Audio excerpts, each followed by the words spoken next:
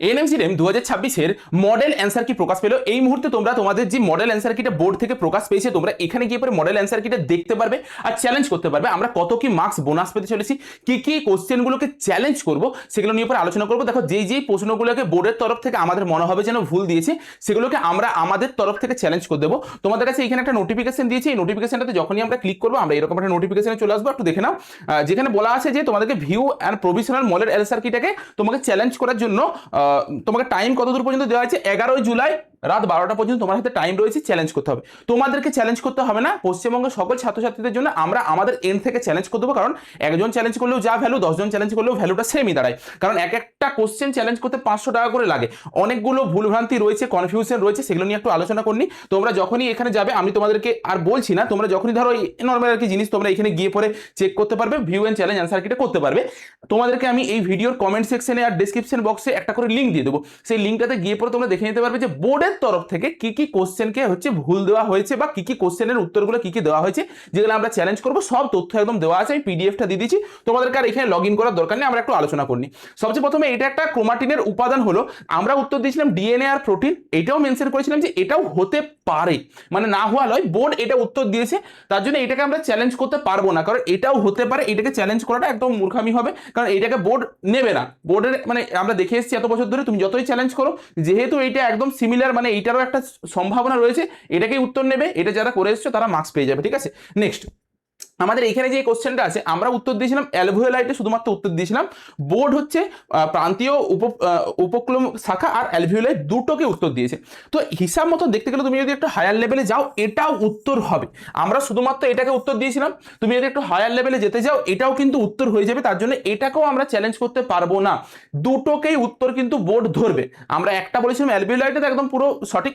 যারা শুধুমাত্র অ্যালভিওলাইটে দাগ দিয়ে এসছো তারা 1 মার্কস পাবে, আর যারা দুটোতে দাগ দিয়ে এসছো তারা হচ্ছে 2 মার্কস পেয়ে যাবে। ঠিক আছে, পরের যে প্রশ্নটা রয়েছে এই প্রশ্নটাতে আমরা কনফার্ম চ্যালেঞ্জ করছি, এই জিনিসটা পুরো ভুল দিয়েছে, এটাতে আমরা চ্যালেঞ্জ করছি। উত্তর দিয়েছে বিক্ষেপণ ও স্ক্যাটারিং উত্তর দিয়েছে, এটা সম্পূর্ণভাবে ভুল।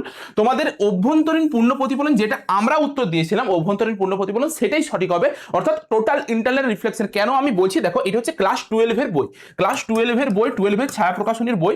সেখানে দেখো এই যে একদম পুরো জিনিসটা দেখতে পাচ্ছ না, এখানে কি বলেছিল যে কোন ধর্মের জন্য আলোর জলের ভিতরে একটি মাছ উপরের দিকে তাকালে আলোকিত বৃত্তাকার জানালার মতন দেখতে পাই। এই দেখো এখান থেকে মাছটা যদি তাকাই, এ দেখো বৃত্তাকার মতন শঙ্কুর মতন জিনিস দেখতে পাচ্ছি, যেটা সেটা কিসের জন্য হয়ে থাকে, দেখো এখানে বড় বড় করে লেখা আছে, বিভেদ দলের আলোর পূর্ণ প্রতিফলনের জন্য এটা ঘটে থাকে।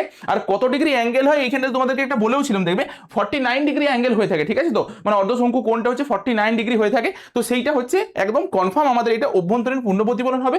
দেখো যদি বোর্ড প্রতিসরণ দাগ দিয়ে দিত না আমার কোনো আপত্তি থাকেনি, প্রতিসরণের জন্য হতে পারে, কিন্তু বিচ্ছুরণের বিক্ষেপণের জন্য এটা হবে না। ঠিক আছে, তো ব্যাস এতটুকু মাথায় রাখবে। আচ্ছা, আমরা এটাকে চ্যালেঞ্জ করছি। নেক্সট এই একটা কোশ্চেন, এটাকেও আমরা চ্যালেঞ্জ করব যে কোনটিকে গ্যাস বা গ্যাসগুলিকে জলের নিম্ন অপসারণ দ্বারা সংগ্রহ করা যায় না বলেছে। দেখো কাদেরকে যাবে না বলে দিনি, যারা জলে দ্রবীভূত হয়ে যাবে তাদেরকে আমি জলের নিম্ন অপসারণ দ্বারা সংরক্ষণ করতে পারবো না। দেখো NH3 আমরা দিয়েছিলাম, NH3, তারপর তোমার HCl এইটাও আমরা দিয়েছিলাম, এটাও বোর্ড দিয়েছে, কিন্তু বোর্ড এক্সট্রা H2S দিয়ে দিয়েছে, মানে H2S-টাকেও বোর্ড এক্সট্রা দিয়ে দিয়েছে, কিন্তু এটা উত্তর হবে না।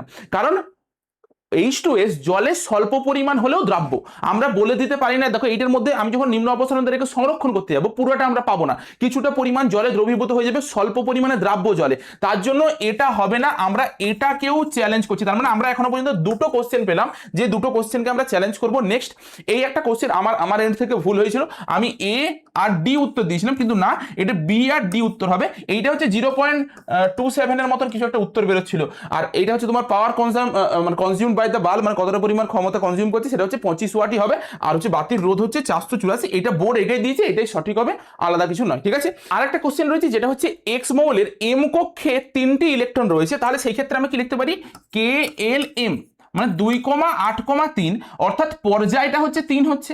এরপর এর শ্রেণীটা নিয়ে কনফিউশন, শ্রেণীটা দেখো 10 + 3 মানে 13 হবে যদি দীর্ঘ পর্যায় সারণী আমরা ধরি। দীর্ঘ পর্যায় সারণীতে দেখো কোথায় রয়েছে 1 2 এখান থেকে 13 নাম্বার গ্রুপে বোরন রয়েছে কি রয়নি? এটা তো অ্যাকচুয়ালি মানে অ্যালুমিনিয়াম হচ্ছে আর কি, এটা অ্যালুমিনিয়াম কত নাম্বার রয়েছে? 13 নাম্বার রয়েছে। কিন্তু আমরা যদি এটা দীর্ঘ পর্যায় সারণী না ধরি তখন কিন্তু আমাদের পর্যায় 3 হয়ে যাবে, শ্রেণীটা কিন্তু 3 হয়ে যাবে। অর্থাৎ এই ক্ষেত্রে কিন্তু এই অপশন বিটাও সঠিক হয়ে যাবে, যে শ্রেণীও 3 পর্যায়ও 3। মানে বোর্ড উত্তর দিয়েছে বি এ ডি, আমরা দিয়েছিলাম এ আর ডি উত্তর দিয়েছে, board B A B D তিনটাকেই উত্তর দিয়েছে। কারণ এখানে কোথাতেও দেখো বলেনি যে দীর্ঘ পর্যায় সারণীতে বলে উল্লেখ করে দেয়নি, তার জন্য আমরা কিন্তু এটাকেও ধরতে পারি যে 3 নাম্বারে। ঠিক আছে, এই ছিল তোমাদের আজকের আপডেট। এই কতগুলো জিনিসকে ভুল দিয়েছি, আর ডেসক্রিপশন বক্সে কমেন্টে আমি লিঙ্কটা দিয়ে দিচ্ছি পিডিএফ এ, তোমরা ওখান থেকে মিলিয়ে দেখে নাও অ্যান্সার কি। ঠিক আছে, চলো আজকের মতো ভিডিওটা এই পর্যন্তই, দেখা হচ্ছে একটা নতুন ভিডিওতে।